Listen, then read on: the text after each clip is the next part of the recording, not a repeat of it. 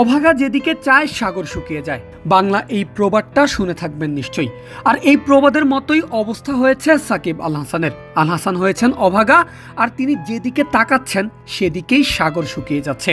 নতুন খবর হলো, সন্দেহজনক বোলিং অ্যাকশনের ফাঁদে পড়ে ইংল্যান্ড ক্রিকেট বোর্ডের আয়োজিত যে কোনো টুর্নামেন্টে আর বোলিং করতে পারবেন না সাকিব আল হাসান। ঘটনার শুরু গত সেপ্টেম্বরে।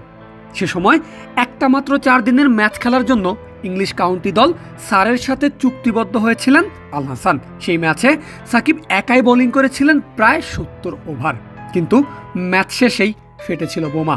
সেই ম্যাচে মাঠে দাঁড়ানো 2 আম্পায়ারের একজন সাকিবের বোলিং অ্যাকশন নিয়ে সন্দেহ প্রকাশ করেন।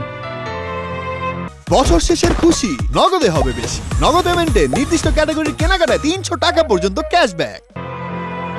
যেহেতু সাকিব আল হাসানের বোলিং হয়েছিল প্রশ্নবিদ্ধ, তাই তাকে ইসিবির স্বীকৃত কোনো বায়োকেমিক্যাল ল্যাবে বোলিং অ্যাকশনের পরীক্ষা দিতে হতো। সাকিব ইংল্যান্ডের লাউরাবো ইউনিভার্সিটির ল্যাবে দিয়েছিলেন বোলিং পরীক্ষা, কিন্তু পরীক্ষার ফল ইতিবাচক হয়নি।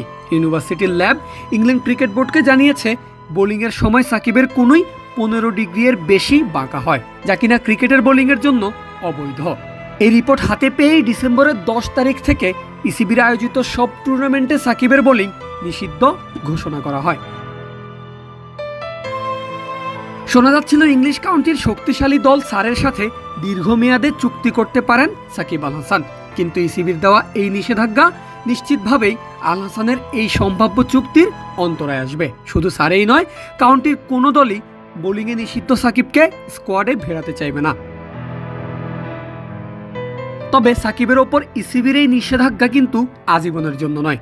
সাকিব আল হাসান তার বোলিং অ্যাকশন শুধরে আবার ফিরে আসতে পারেন ইসিবির আয়োজিত যে কোনো টুর্নামেন্টে, আর সেজন্য সাকিবকে আবারও পরীক্ষা দিতে হবে নিজের বোলিং অ্যাকশন নিয়ে।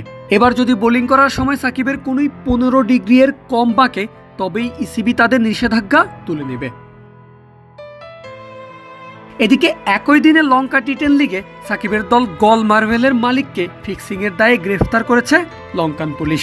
আল হাসানের জাতীয় দলে ফেরাও একেবারেই অনিশ্চিত। সাকিবকে যেন একই সাথে সব বিপদ চারদিক থেকে ঘিরে ধরেছে, আর এই সমস্ত বিপদের জাল ছিঁড়ে সাকিব ফিনিক্স পাখির মতো ডানা মেলে উঠতে পারেন কিনা সেটাই হবে এখন দেখার বিষয়। ফয়সাল হাবিবের প্রতিবেদনে পারভেজ আল হাসান, ক্রিক ফ্রেন্জি।